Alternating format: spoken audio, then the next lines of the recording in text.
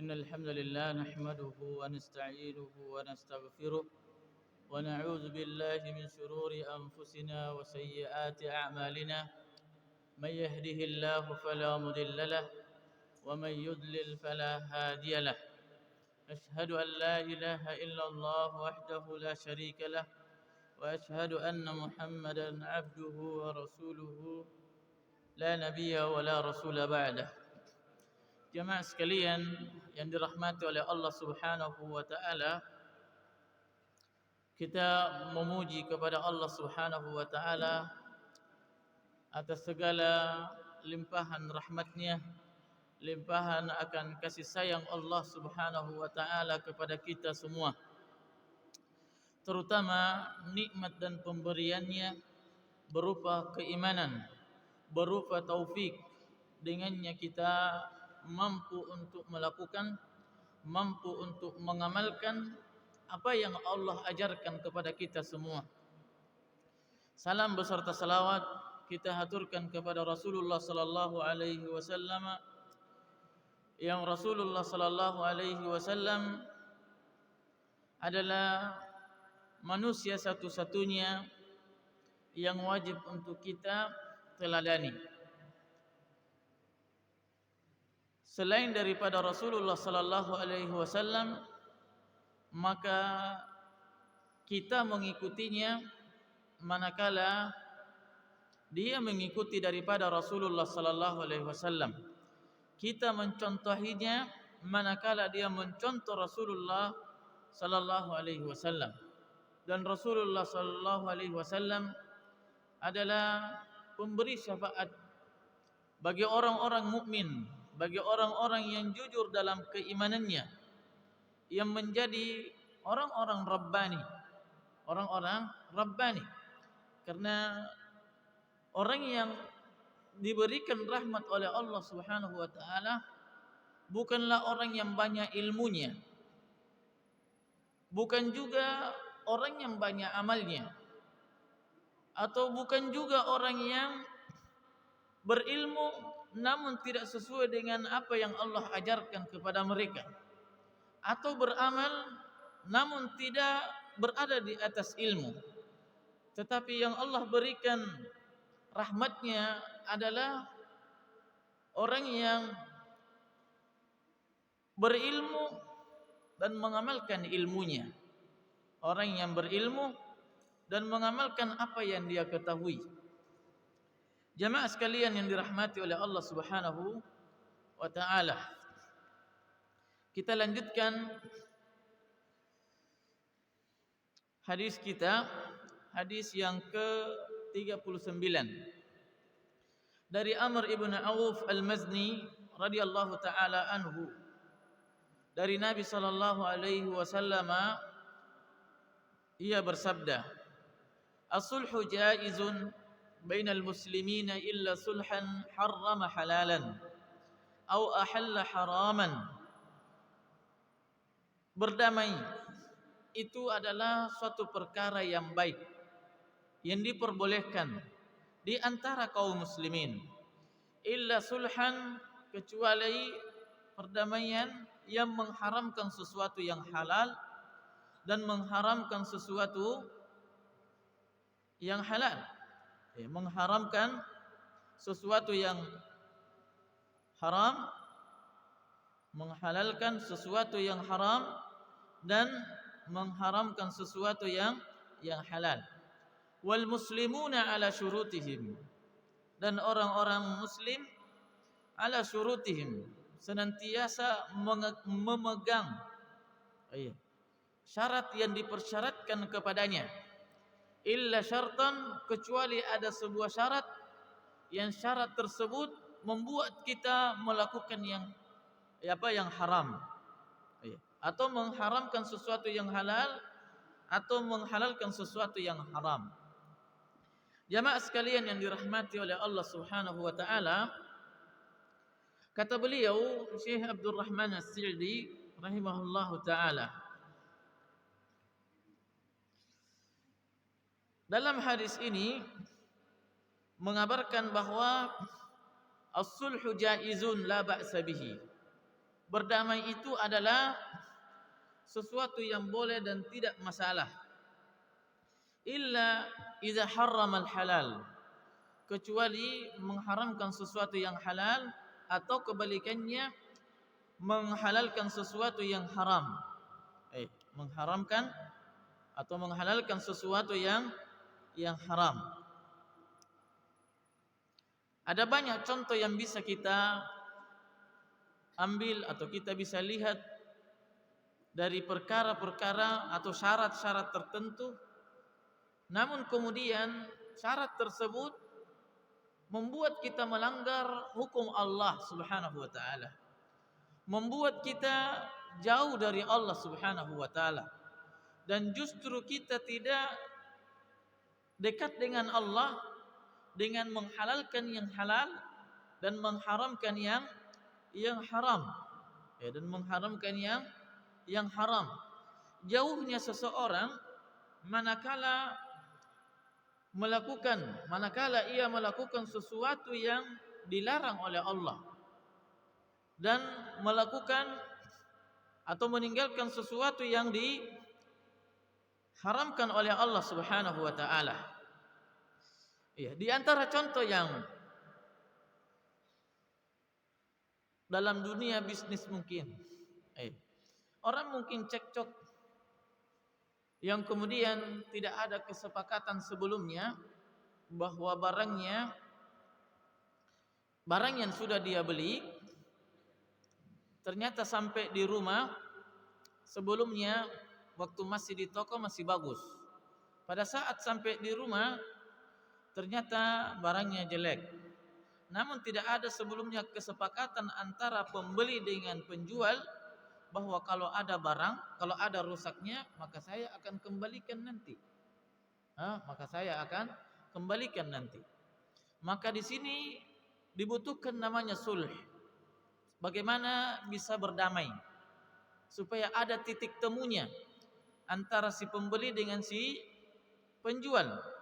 Maka sampailah atau hasilnya bahwa si penjual mau memberikan harganya, sebagian harga dari barang yang sudah dari harga yang sudah dibayar oleh si pembeli, dengan kadar dengan kadar aib, kekurangan dari barang yang sudah dia beli, tanpa memberikan syarat bahwa kalau kamu berikan saya barang ini saya kasih sekian, atau dengan sesuatu yang melanggar atau memberikan keuntungan sepihak saja kepada kepada pembeli, maka ini tidak masalah, tidak masalah, selama itu keuntungannya diperoleh oleh kedua pihak. Satu, kemudian tidak melanggar syariat Allah Subhanahu wa taala. Dalam muamalah yang lain, ada orang mau menerima khitbahnya si laki-laki.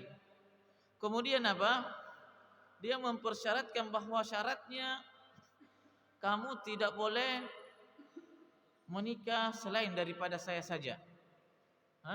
Dilarang kamu menikah selama saya berada dalam ikatan pernikahan denganmu.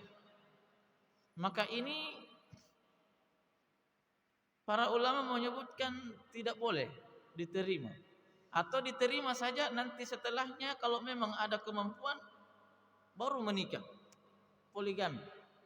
Karena syarat yang ditentukan si akhwatnya itu adalah sesuatu yang halal.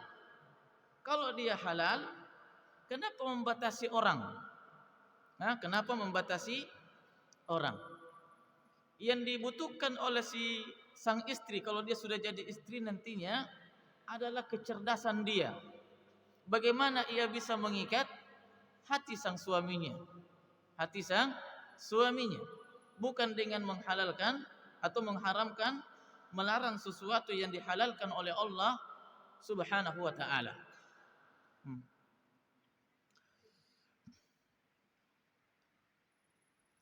Karena hadis ini adalah yadkhulu fihi jami'u aqsamis sulh. Semua permasalahan apa? Sulh, perdamaian masuk di dalamnya. Wasulhu khair. Dan sulh itu adalah baik. Demikian juga orang yang cekcok rumah tangganya. Cekcok dengan dalam rumah tangganya. Maka bagaimana caranya? Datangkan apa? Kalau memang sudah tidak bisa diselesaikan dengan antara suami dan istri masalahnya, maka datangkan pihak ketiga. Apa dia? Pihak mertua. Nah, pihak mertua. Yang dengannya akan mengadakan apa? Perbaikan antara kedua belah pihak, bukan pembelaan terhadap salah satunya. Bukan pembelaan terhadap salah satunya. Maka pada saat itu ya Allah memberikan syariat. Apa dia? Ya tidak boleh, karena pernikahan itu bagaimanapun selama tidak melanggar syariat yang signifikan, maksudnya mengantar kepada kekufuran dan yang lainnya, maka berada dalam ikatan pernikahan itu lebih baik, walaupun kita merasakan apa? Banyak mungkin menderita. Banyak menderita. Selama kita di dalamnya masih mampu untuk melakukan syariat Allah Subhanahu wa taala, maka itu diperbolehkan. Kita berbolehkan untuk menjalin ikatan pernikahan. Ya, dengan antara suami dengan si istri. Kenapa disyariatkan?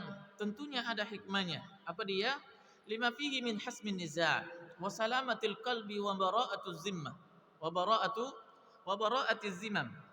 Karena di dalam sulh itu adalah ada apa? Di sana kita mendapati manfaatnya. Apa dia? Hasmin niza', memutus percekcokan, menyelesaikan percekcokan. Kemudian apa? Wasalamatul qalb, yang membuat hati kita juga lebih bagus, lebih bahagia, lebih tenang. Itu sulh. Nah, kemudian apa lagi? Wa bara'atuz zimam, membuat kita terlepas beban-beban lainnya. Bara'atu az-zimam. Wa qad yadkhulu fihi as-sulhu fil amwali fil iqrar. As-sulhu fil amwali fil iqrar. Demikian juga dalam sulh ini masuk di dalamnya dalam hal muamalah, dalam hal harta. Apa dia? Mungkin ada orang mengaku bahwa itu harta saya. Padahal umpamanya gelas ini, cangkir ini ada sama orang. Kemudian kita lihat, kita ngakuin bahwa itu cangkir saya. Dia ambil kemarin dan seterusnya. Ini apa? Klaim. Adalah klaim. Maka berlaku di sana kaidah fiqhiyah. Apa dia?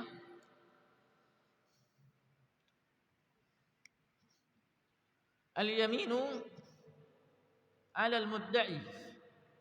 Apa kalimatnya? Kaidah fikihnya apa? Bahwasanya orang yang mengaku-ngaku dia punya barang sama orang lain, maka datangkan dulu apanya? Buktinya. Karena hukum asal manusia, saya tidak punya keterkaitan dengan orang lain. Barang saya apa yang saya miliki. Adapun ketika nanti ada barang saya sama orang, maka harus ada buktinya. Makanya Allah Subhanahu wa taala dalam pinjam meminjam itu dibutuhkan apa? Dibutuhkan bukti, dibutuhkan catatan. Makanya Allah Subhanahu wa taala menyebutkan tentang mencatat dalam apa utang piutang, itu Allah turunkan ayatnya yang panjang di dalam surat apa? Al-Imran atau Al-Baqarah. Idza tadayantum bidainin. Kalimatnya faktubuha. Maka kalau melakukan pinjam meminjam, maka faktubuha. Apa dia? Tulis supaya ada buktinya nanti kalau ada klaimnya. Tapi kapan tidak ada buktinya, maka tidak bisa setiap klaim itu diberikan apa yang mereka klaim. Tetapi syariat kita memberikan aturan yang baik. Nah, bi an yukirra lahu bidain au ain, atau ada orang yang mengaku dia itu punya utang sama saya. Waktu itu begini-begini dan seterusnya. Sekedar mengaku, maka itu siapa saja bisa mengaku, tapi yang dibutuhkan adalah bukti. Dibutuhkan adalah bukti. Bukti bahwa orang tersebut betul-betul pernah berutang. Kita juga betul yakin bahwa kita pernah memberikan utang kepada orang. Maka ketika terjadi niza, percekcokan di sana, maka di sana disyariatkan yang namanya sulh. Ada apa? Berapa? Kalau keduanya tidak ada yang mau mengaku, tidak ada titik temunya, maka berlaku namanya sulh. Mungkin di sulh itu tidak hanya melakukan perbaikan, mungkin di sana membutuhkan ada untung dan ada yang rugi. Misalnya orang mengaku bahwa dia punya utang sama saya 10.000, tapi karena tidak ada titik temunya dan mengakibatkan mudarat yang lebih besar, maka boleh kita melakukan sulh dengan membuat diri kita ini rugi. Tidak apa-apa, saya tidak mau mengaku, saya tidak akan mengaku berapa bahwa saya punya utang sama dia 10.000, tapi mau tidak dia terima, saya kasih uang saja separuhnya saja. Separuhnya saja. Tapi kita rela bahwa dalam rangka apa? Dalam rangka melakukan perbaikan. Maka ini sangat baik dan ini disyariatkan. Disyariatkan. Nah. Fa yusalihuhu bi ba'dihi aw bi ghairihi. Wa sulhul inkar. Sama dengan sulhul inkar tadi, orang yang saya tidak punya utang sama dia. Kebalikannya, tadi orang mengaku bahwa dia pernah mengutangi. Sekarang kebalikannya, saya tidak mau, maksudnya saya ada orang pernah berutang, tapi dia ingkarin utangnya. Padahal ada buktinya. Maka di sana juga disyariatkan untuk melakukan sulhu atau berdamai. Bi an yudda'a alaihi haqqun min din aw ain fayunkiru thumma yattafiqani 'ala al-musalahah. Kemudian apa tadi? Dia keduanya bersepakat untuk melakukan perdamaian supaya percekcokannya berhenti, tidak terus atau tidak berkepanjangan. Nah, semua ini adalah diperbolehkan. Wa kadzalika as-sulhu 'anil huquqil majhulah. Kan an yakuna baina itsnaini muawalatun tawilah, muamalatun thayyibah. Istabaha fiha subutul haqqi. Demikian juga orang yang mengaku tentang ada haknya, pernah mungkin kerjasama dalam bisnis dengan waktu yang lama. Kemudian biasanya kalau sudah merasa baik, sudah percaya dengan temannya, tidak apa-apalah nanti saya minta, tidak apa-apalah dia pakai dulu dan seterusnya. Padahal ini utang, padahal mungkin dia utang. Nanti ketika dia butuh, baru dia ternyata di sana ada hak saya, baru dia tuntut, baru dia mau menuntut. Nah, pada saat sudah dengan waktu yang begitu lama, boleh jadi orang tersebut sudah lupa. Sudah lupa, walaupun dia adalah teman karib, teman yang dekat, teman kepercayaan, namun kemudian ketika terjadi percekcokan, maka solusi terakhir adalah sulh. Solusi terakhirnya adalah sulh, melakukan perbaikannya. Nah, aw istabaha miqdaruhu, mungkin pernah berutang tapi dia tahu dan seterusnya, dia tahu waktunya kapan, tapi tidak tahu berapa jumlahnya. Maka ini semua tempat-tempat kita diberikan keluasan untuk melakukan sulh. Nah, diberikan untuk melakukan sulh. Nah,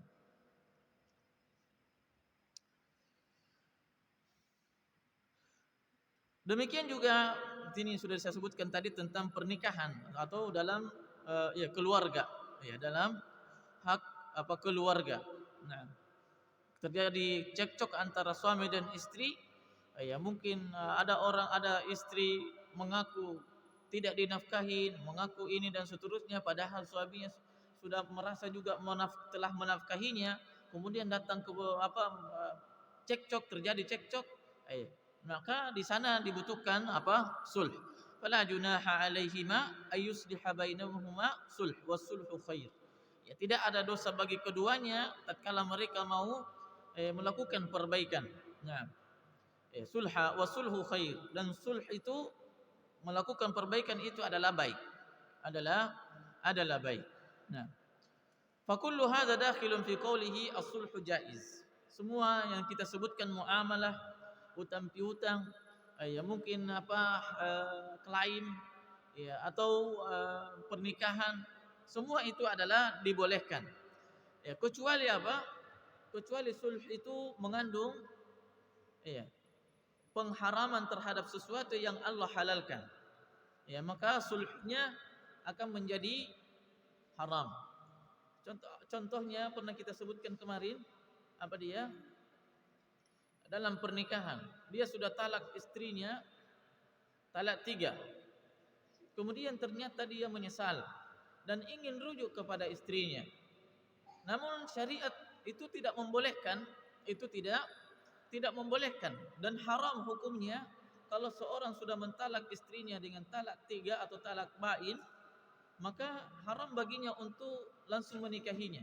Tapi harus ada orang dulu yang menikahi, kemudian dengan sukarela, dia saja bukan sukarela, maksudnya dipasrahkan ke urusannya dengan dia, ada waktunya mereka cekcok kemudian cerai, baru kita boleh menikahi kembali. Nah, baru boleh menikahi kembali.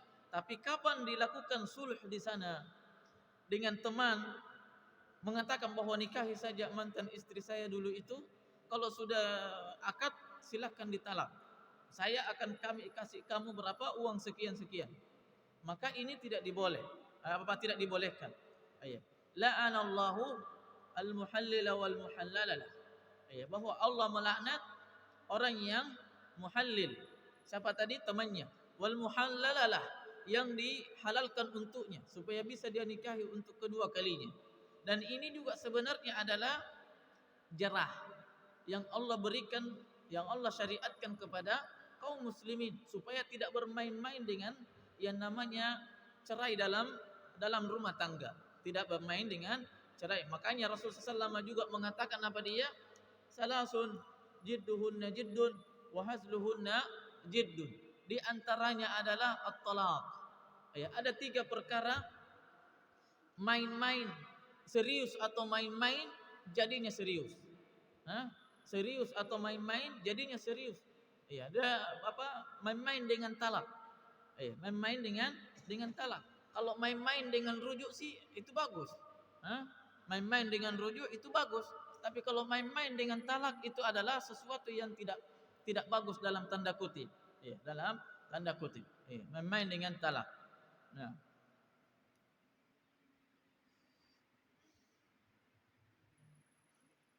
Nah. Kasulhi ala rikil ahrar, atau apa dia? As-sulhu ala riki al-ahrar, membuat orang lain sebelumnya mungkin dia adalah orang yang merdeka, kemudian ada orang menjadikannya sebagai budak. Artinya dia dijadikan budak tanpa hak. Budak itu kan ketika terjadi perang, kemudian ada wanita yang ikut dalam peperangan, Kala kaum ini kala orang kafirnya, maka apa saja dari harta orang kafir itu, wanitanya, anaknya, hartanya, uangnya dan seterusnya, maka itu diambil menjadi wanitanya menjadi budak. Ini perbudakan yang hak. Tapi ketika ada orang hilang saja di jalan, tidak tahu kembali ke rumahnya, kemudian dijadikan budak, ini adalah perbudakan yang tanpa hak. Tatkala ini sudah menyerah, orang yang tadi dijadikan sebagai budak, padahal hakikatnya bukan budak, saya mau jadi budak. Maka orang yang mengambilnya, yang menjadikannya dia budak, mengatakan, tidak, kamu bisa jadi merdeka kalau kamu kasih saya sekian. Maka pemberian uang, permintaan uang itu terhadap orang tersebut itu adalah haram. Kenapa? Karena dia bukan budak. karena dia bukan budak. Mengambil harta dari orang lain hukumnya adalah haram. Adalah haram. Au ibahatil al-furuji wal al-muharramah. Atau dalam konteksnya apa dia? Sana banyak perzinahan. Nah, apa kamu kasih saya sekian? Kita lakukan yang apa yang dimurkai oleh Allah Subhanahu wa taala. Maka ini tidak diperbolehkan. Ini tidak diperbolehkan. Nah, fa aslihu bainahuma bil adli wa aqsitu innallaha yuhibbu al muqsitin. Maka damaikanlah keduanya bil adl, dengan adil, wa aqsitu, dan berlaku adillah. Innallaha yuhibbu al muqsitin. Karena Allah sangat mencintai orang yang berbuat adil. Nah.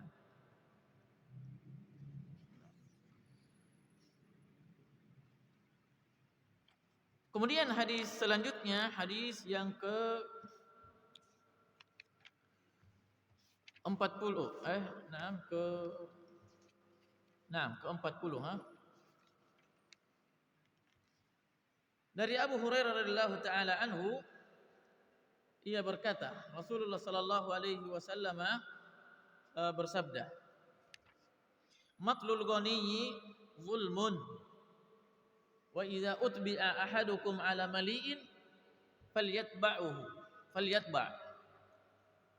Menunda-nunda, kata Rasul sallama, menunda-nunda membayar utang padahal mampu adalah sebuah kezaliman.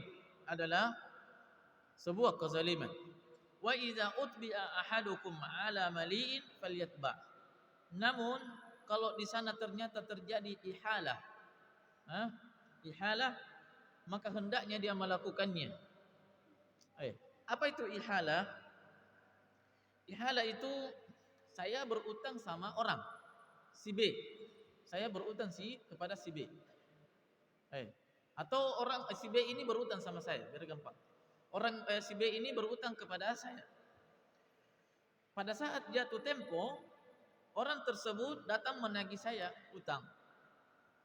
Namun kemudian saya tidak punya uang, belum punya uang. Karena saya belum punya uang, maka saya alihkan kepada siapa? Kepada si C, kepada Muhammad. Karena saya memang punya uang sama dia yang dulu pernah dia pinjam juga sama saya. Yang uang saya sama dia cukup untuk bayar utang tadi. Maka saya arahkan sama dia. Maka yang punya uang sama saya tidak boleh dia nolak untuk pergi menagih utang sama dia. Tidak boleh dia nolak untuk pergi mengambil haknya sama si B. Kecuali memberikan mudarat sama dia. Mudaratnya mungkin lebih banyak biayanya ke sana daripada utang yang mau ditagih. Ditagih. Namun kemudian ini syariat Allah Subhanahu wa taala yang namanya ihala. Ini kata Rasulullah SAW, falyatba. Hendaknya dia ikutin apa saran saya pergi ke sana. Meminta utang sama saya. Meminta hak dia sama dia.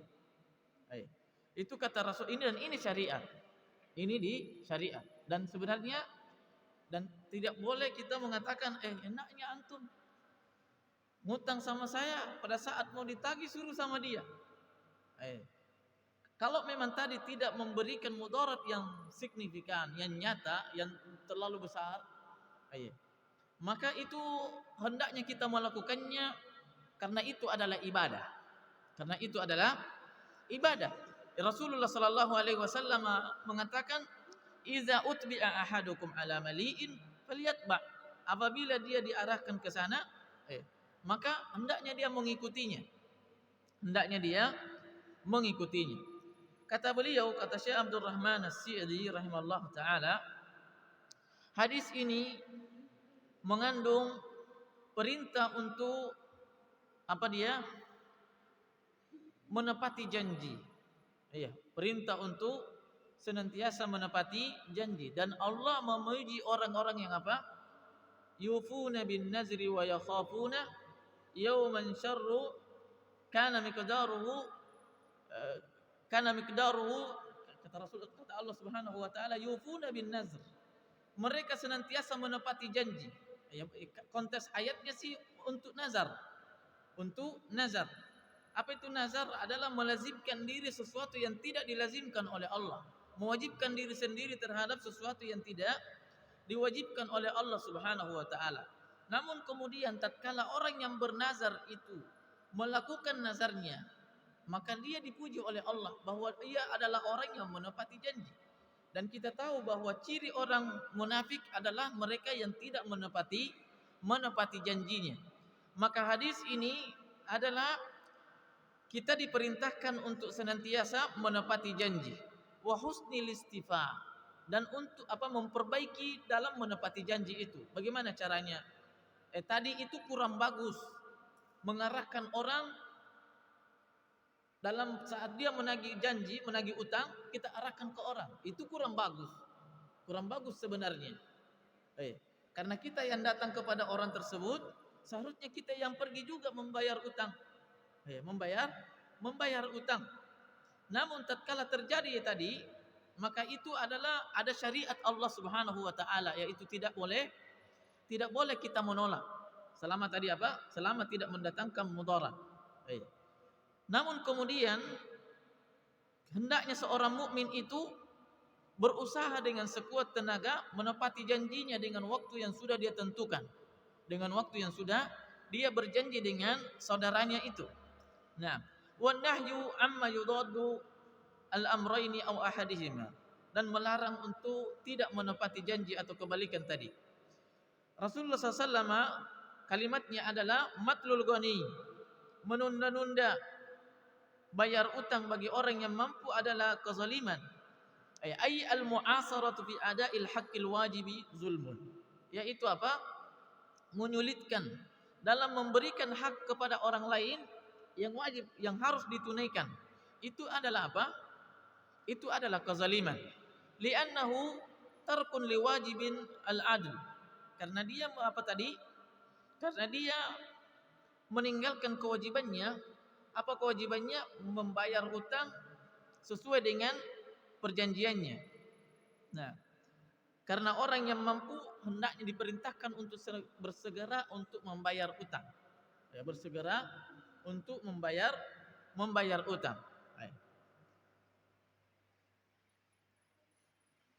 Nah, min ghairi an yuhawwija sahibal haqqi ila talabi. Tapi namun kemudian banyak kita dapati orang yang memang punya karakter, punya sifat seperti itu, suka nunda-nunda utang, hingga orang yang punya hak yang memberikan utang kepadanya itu bosan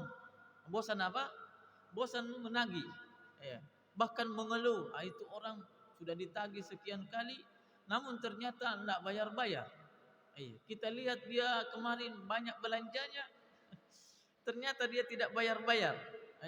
Hutangnya tidak dibayar-bayar, padahal belanjaannya sudah melebihi daripada melebihi daripada utangnya, dan janjinya juga hari ini. Nah, biasanya begitu. Maka ini tidak diperbolehkan.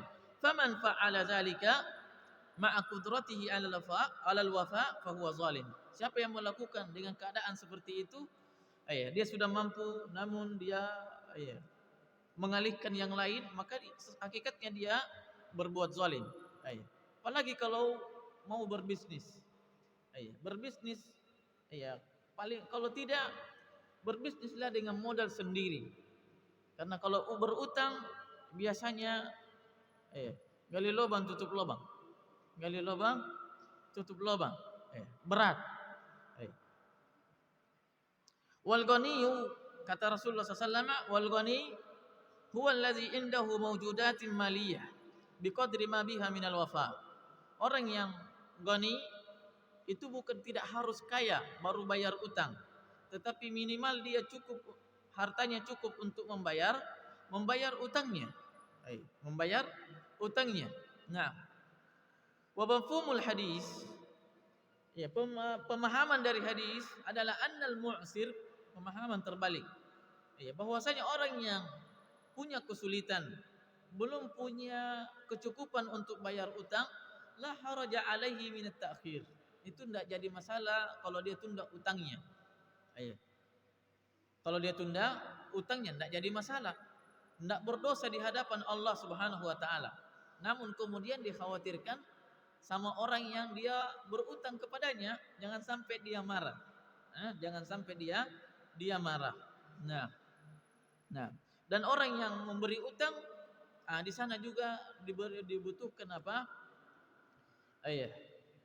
Sifat persaudaraan. Sifat apa yang lahir dari persaudaraan? Dia lihat keadaan saudaranya, kalau memang dia kayaknya belum mampu, boleh dia berikan apa?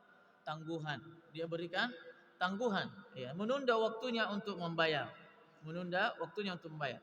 Wa qad aujaba Allahu ala sahibil haqqi inzarahu, dan Allah mewajibkan bagi orang yang memberi utang kepada yang berutang namun kemudian tiba waktunya dan tidak bisa membayar karena memang belum punya dan dia sudah berusaha dengan sekuat tenaganya, maka Allah wajibkan bagi orang yang memberi utang itu adalah inzar, memberikan tangguhan, memberikan tempo lagi, memberikan kemudahan,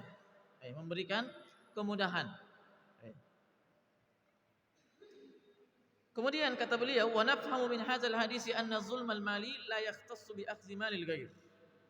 Dari hadis ini kita bisa mengambil faedah apa dia?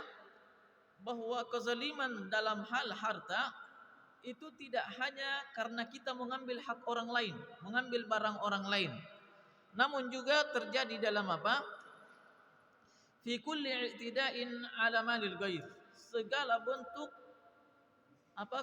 Kezaliman terhadap harta orang lain. Apa dia? Ghasab. Itu harta orang lain, tidak boleh digunakan. Sandalnya mungkin itu tidak boleh. Sandal orang lain dipakai tanpa izin. Ada cangkulnya orang. Cangkulnya mungkin di sini apa temannya dipinjam tapi tidak pergi minta izin. Nanti saya pinjam deh. Nanti saya pinjam.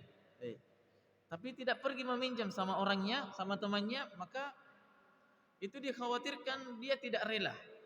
Kalau tidak rela jadinya ghasab. Dan itu adalah kezaliman. Faman ghasaba mala ghairihi malal ghair aw sarqah. Siapa yang mengambil barang orang lain tanpa izin atau mencurinya, aw jahada haqqan indahu lil ghair, atau tidak mengakui bahwa dia pernah mengambil barang orang, memintanya, atau dia ngaku-ngaku punya hak terhadap orang lain, maka itu adalah bagian daripada kezaliman. Demikian juga mematalah, menunda-nunda bayar utang, nunda-nunda bayar utang.